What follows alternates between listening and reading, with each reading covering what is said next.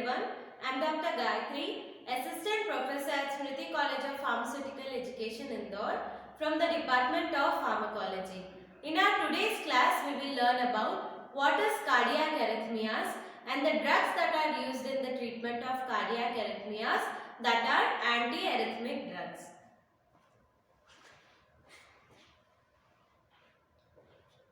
Coming to the electrical system of heart. So electrical signals that control the pump involve SA node and AV node, that is sinoatrial node and atrioventricular node.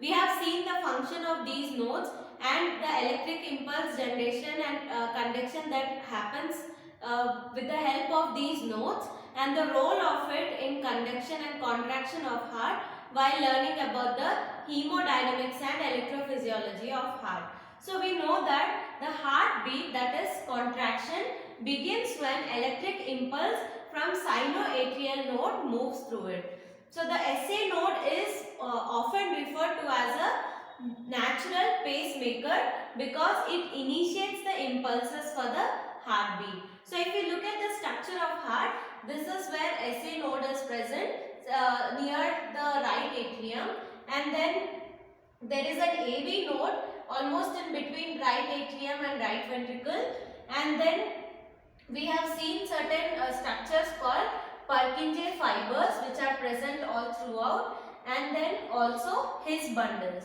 So we will look at the function of these particular parts in the conduction of electric impulses. So when the blood enters atria, sinoatrial node, that is SA node, gets activated, and then this SA node initiates impulses for the heartbeat which are spread throughout the atria, that is both right atrium and left atrium, and then this results in activation of AV node. So once AV node is activated, these electrical impulses travel to his Purkinje system, which from there it travels throughout the ventricles. So this whole cycle is involved in contraction of both the atria and contraction of both the ventricles.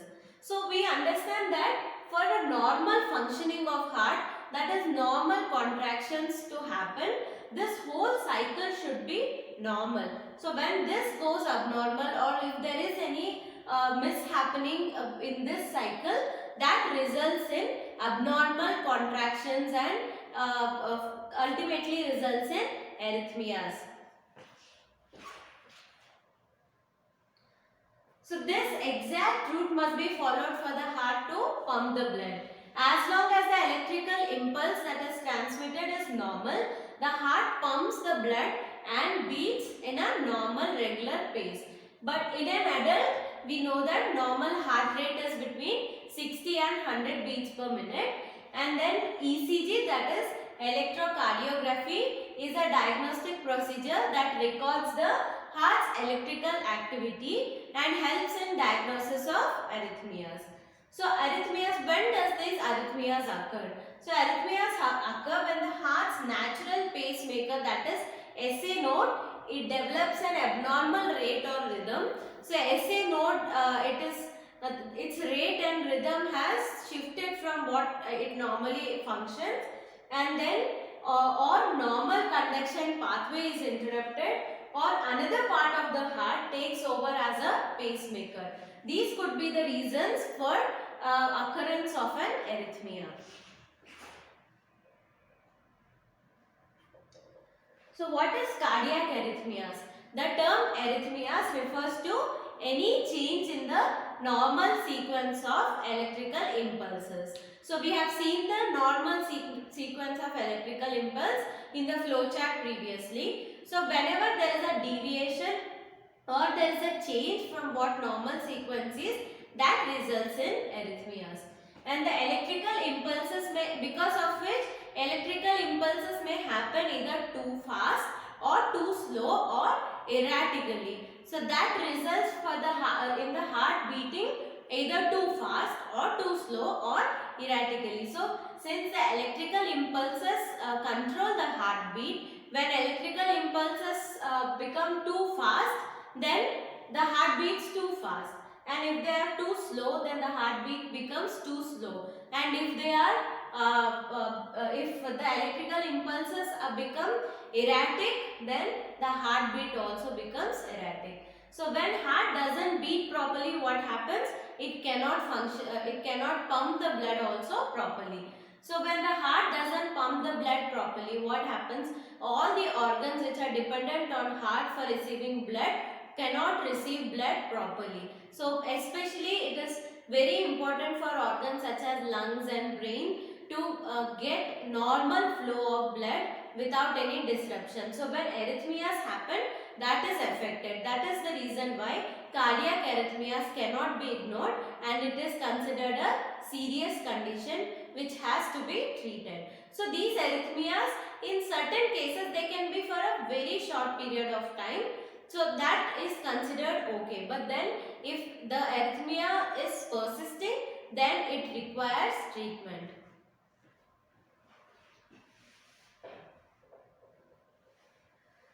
So mechanisms that induce these cardiac arrhythmias, why this electrical impulse sequence is disturbed, or what happens which results in cardiac arrhythmias. Some of them are conduction block, enhanced pacemaker activity, fractionation of impulse after depolarization. This can be of two types: early after depolarization or delayed after depolarization, and re-entry. So these are some of the mechanisms which induce cardiac arrhythmias.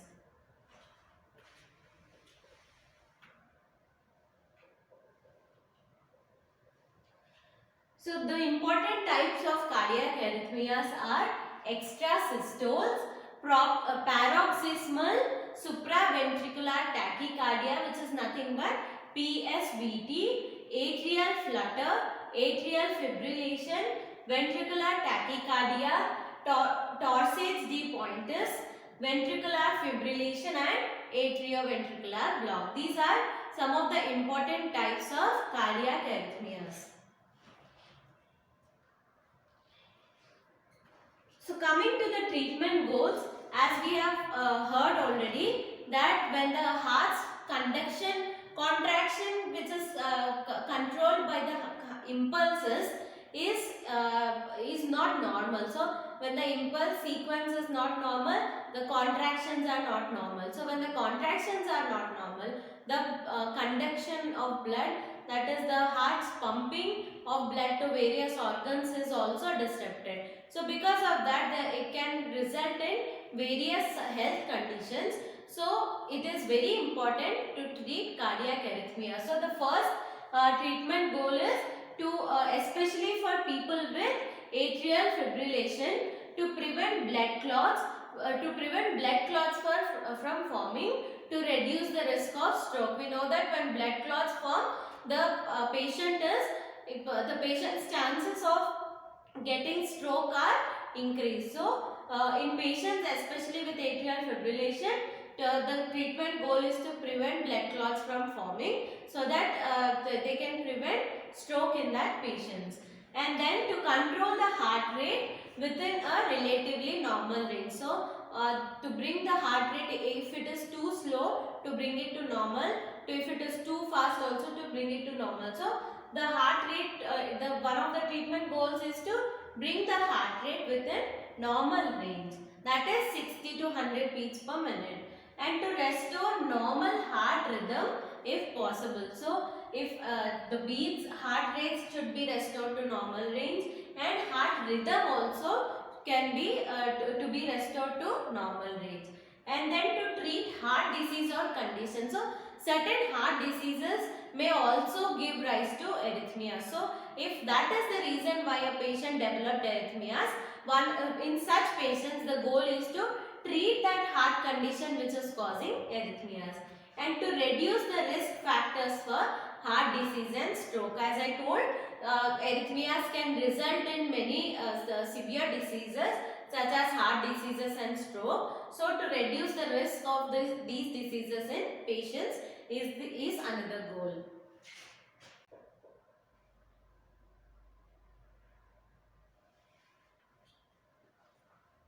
Coming to the drugs that are used in the treatment of cardiac arrhythmia. arrhythmias, they are called antiarrhythmic drugs. They are divided into 4 classes.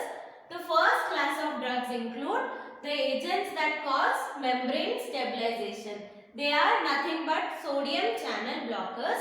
The first one is the drugs that moderately decrease dV by dt of zero phase. dV by dt is nothing but the unit for rate of depolarization.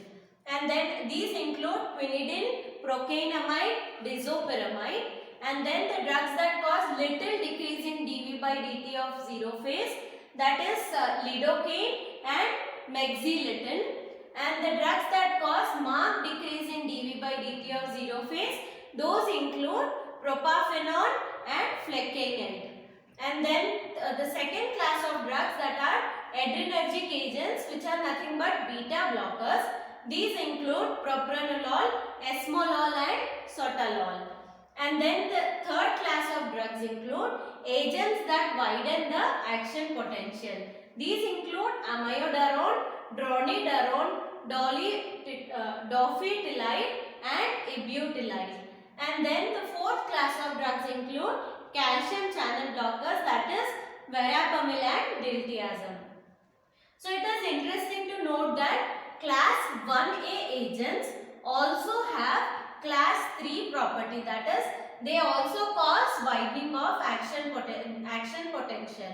And then propranolol, which is a class 2 agent, also shows class 1 action, that is membrane stabilizing action.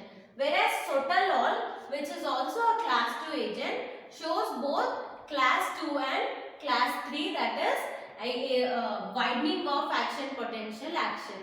So coming to, in addition to these drugs, in certain specific types of cardiac arrhythmias, certain drugs are used, that is for PSVT, adenosine and digoxin are used.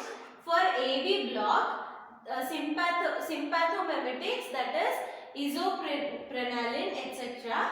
and anticholinergics such as atropine are used. And then coming to the third type, digitalis is used in the treatment of atrial fibrillation, atrial flutter and also PSVT to control the ventricular rate. So these are the anti-arrhythmic drugs and a basic overview of what their action is.